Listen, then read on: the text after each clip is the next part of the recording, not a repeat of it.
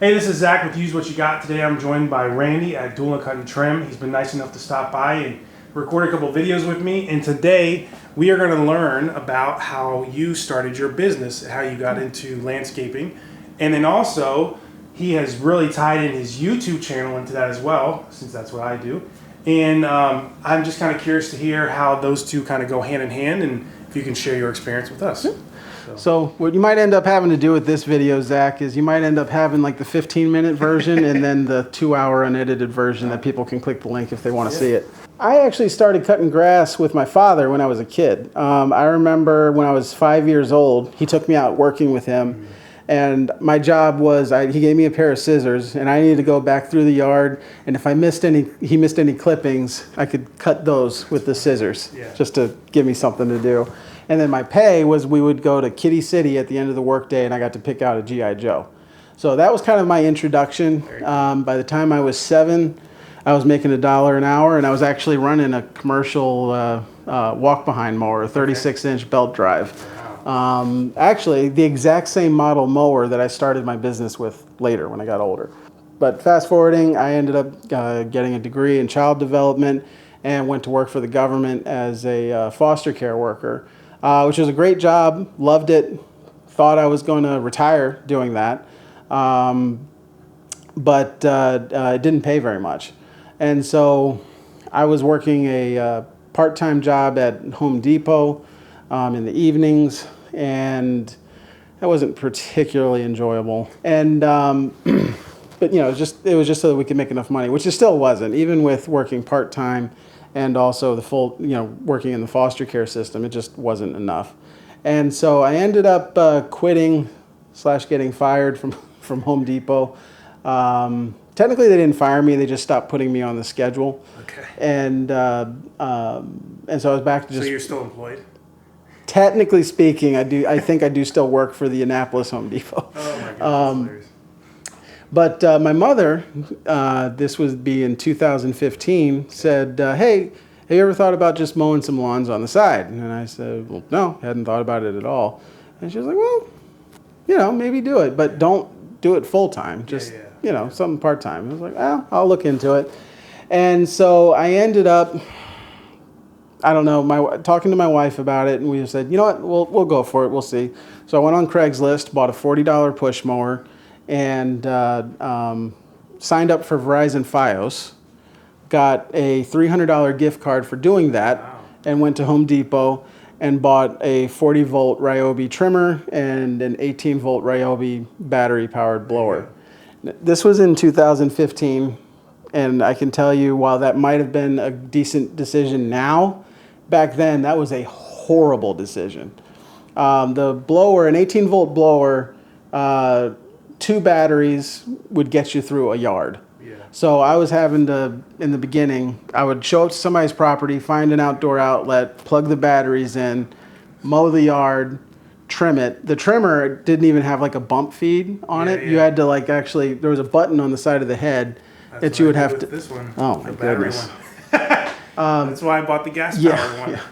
And so, went through that first full season.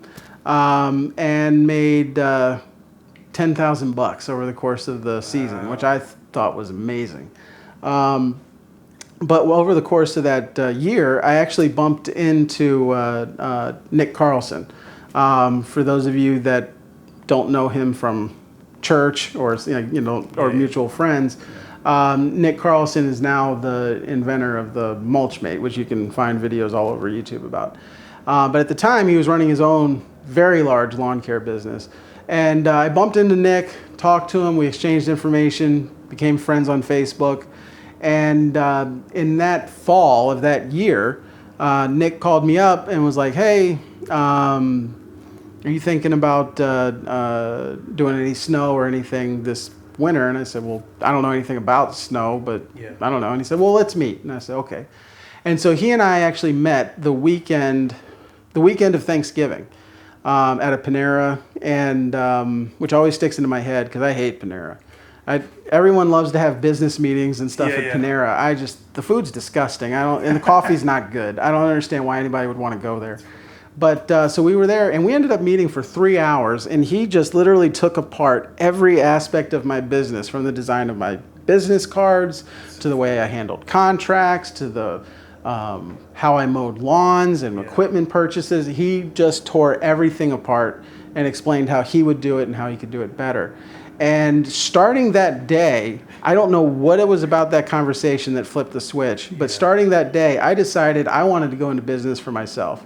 And the only way I could do that was make the business so large that my wife would just have no choice but to agree. So I started getting up at 4 a.m. every morning to work on the business. And figuring out, I made an employee manual, which was just for me. I was going through procedures, how to handle this, how to do that, figuring out price, just doing everything I could think of, figuring out a marketing strategy, and did that every day from November, literally never missing a day, until February. Wow. And then in February, I started to have some issues working for the Department of Social Services. At the same time, my son was going through a lot of health issues, and because of how demanding the foster care job is, a normal week could be 50, 60 hours. I could go to work at 8 a.m. and I might not be back home till 10 or 11 a.m. the next day. You never knew what was going to happen. And dealing with the stress of that, I was working extremely, extremely difficult cases, and dealing with the issues that my son was having. And I'm leaving a lot of stuff out. You can go on my channel and hear this part of the story. But a change needed to happen. And so in February, middle of winter in Maryland, snow on the ground, I quit my job at Social Services and went to work full-time in the lawn care business. I had finished the season with 15 customers in the previous year, and decided, figured I just have to grow that. Well, I lost 12 of them. Oh, wow. So I started off the lawn season with 3 to 5 customers. Wow. And so what I did was I started marketing, but I didn't have any money to market. Yeah. So back then, Craigslist was very spammable. So what I did was I created a really, really, really good ad on Craigslist. And back then, you could do 3 ads per day per email account. How many email accounts did you have? 7 or 8. Yeah. And so there's 2 Craigslist ads. There's 2 Craigslist in our area, the Annapolis Craigslist and the Baltimore Craigslist. Right. And back then you could find out how many visitors were going. And it was 50 million visitors a month to the Baltimore Craigslist, but only 1 million to the Annapolis one. Interesting.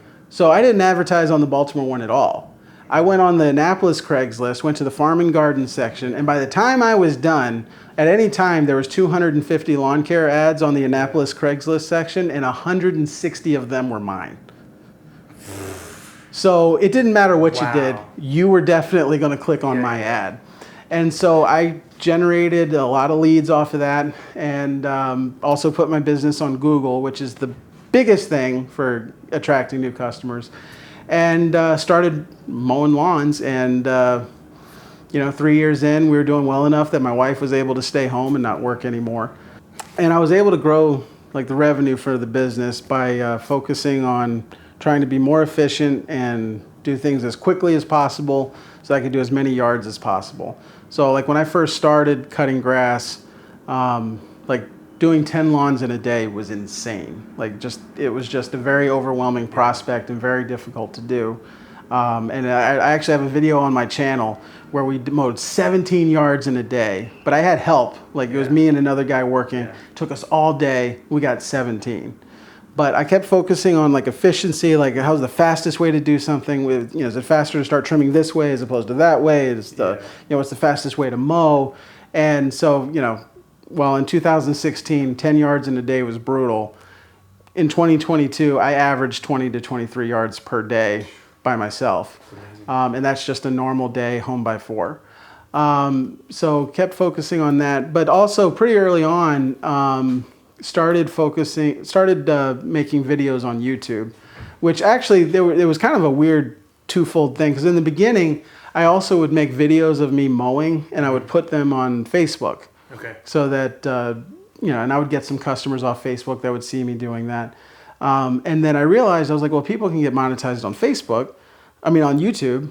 Maybe I should just put these videos on YouTube, just see what happens.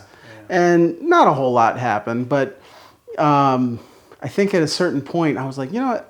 Honestly, I have no idea why I even decided to do this, but because I remember the video where I decided to start making videos specifically for YouTube. Sure. I did a video about why you wanted a big-wheeled measuring wheel as opposed to a small wheel.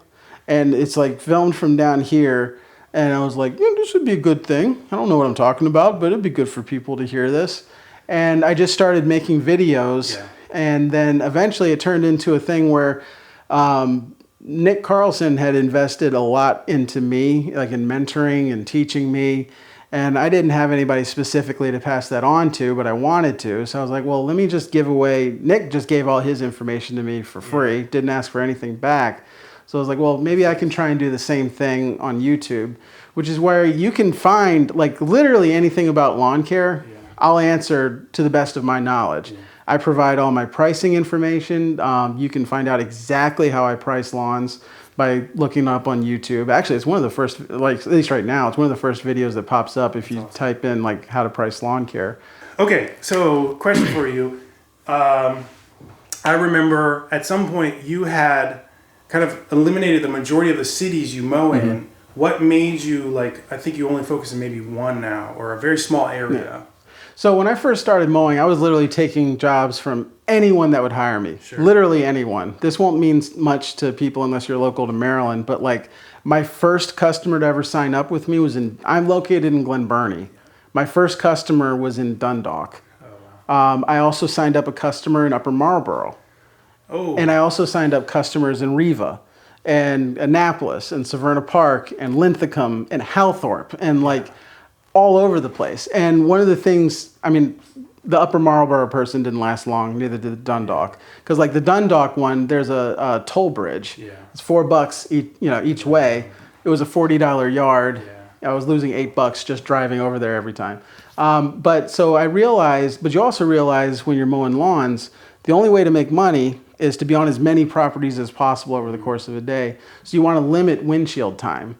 So, like if it takes me 20 minutes to get to somebody's yard, well, that's 20 minutes. That's literally enough time to mow a lawn. And so I started shrinking. I got rid of the Halthorpe and Dundalk and Upper Marlboro, Riva. And so I was just in like Glen Burnie, Brooklyn, Annapolis, Severna Park, essentially. But then there was still just too much windshield time. I went from having a service area where I was servicing like 70, 80 customers, but the service area was about 15 or 20 mile radius. I shrunk it down to a 3-mile radius. Wow. And currently I have about 105 active accounts, but they're all within like a 3-mile area or 3-mile radius. That's amazing. With the exception of like one or two like that are deep in the bowels of Pasadena. So of like that 105, I want to say like 84, 85 of them are in Glen Burnie itself. And then the rest of them, I have a couple of folks in Severna Park. I have a couple in Millersville. But I completely got rid of everybody that was outside of that, which was terrifying. Like when I eliminated Brooklyn Park, which is just outside of Glen Burnie, it was literally 10% of my accounts. But there was too much drive time involved in servicing those properties. And so your efficiency obviously went up. Big time. Even though it still sounds like you have a lot of customers. Like what did you see? I'm trying to think of how to ask this question, but like, what did you see a difference in, obviously your efficiency, but like also your income and your daily, you said you're knocking out 22, 23 yards a day. Yeah. That's crazy. Yeah. So what I measure every day when I come home is I look at what time I clocked in, what time I clocked out, and how much money I made that day. And so in lawn care, the standard for I use the term production rate. I'm not sure if that's right, but the standard you're looking for is $60 an hour. Okay. That's what folks consider to be the standard in lawn care.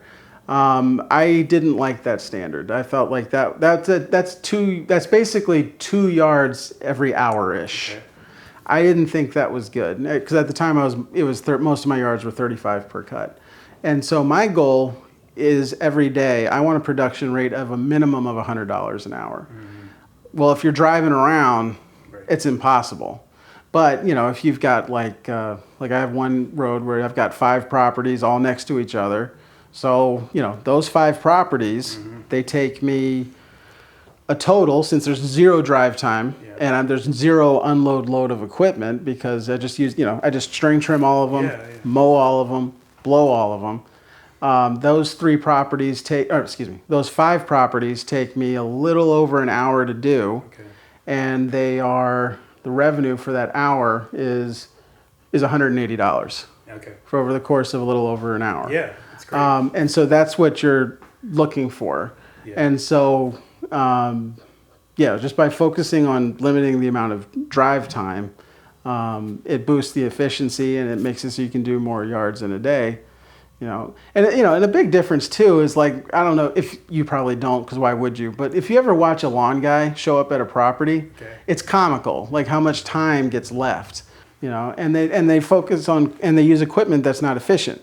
Like for me, I use a battery-powered blower, battery-powered trimmer. In order to start it, you just pull the trigger.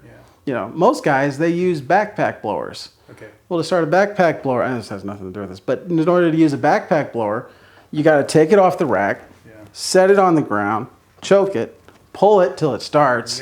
Then you got to put it back on your back, and then you go. Yeah. Well, even a gas-powered handheld blower is better than that, because you can start it as you're walking towards the property. Yeah, that's true. So it's just, there's little things that lawn guys do that they could save so much time, and they could make more money just by focusing on being more efficient, as opposed to using what you're supposed to use. Just as an aside. But. So I guess let's wrap it up.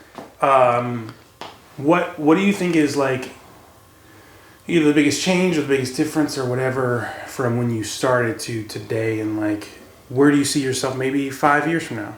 I mean, 5 years from now, I'll still be doing what I'm doing now. At this point, the amount of money I make mowing lawns, I can't imagine anybody being willing to pay me to do anything. I mean, it's ridiculous how much money I get paid just to cut grass, because teenagers can do this. So I'll still be doing it. Hopefully, I'll have employees. Up to this point, I haven't been able to find somebody that could work with me for an entire day. Can't keep up with you? No, they can't. You're a machine. Yep. So hopefully we'll have some employees at some point, and but I'll keep doing this because I like the flexibility it gives me. I'm at every single one of my son's school meetings. I'm at every doctor's appointment. If there's anything special going on, or if my wife's not feeling well or something, my schedule's set up that I can just stay home and take care of the kids. One thing you didn't mention that I found out recently, instead of working 5, 6, maybe 7 days a week, you said recently you brought it down to 4. Yeah. So which is part of the reason why I mow so many yards in a day, because it's 4. And the reasoning for that was it's been beneficial in a couple of different ways. But the original reason we bumped it down to a 4-day schedule is because my son does end up in the hospital a fairly decent amount.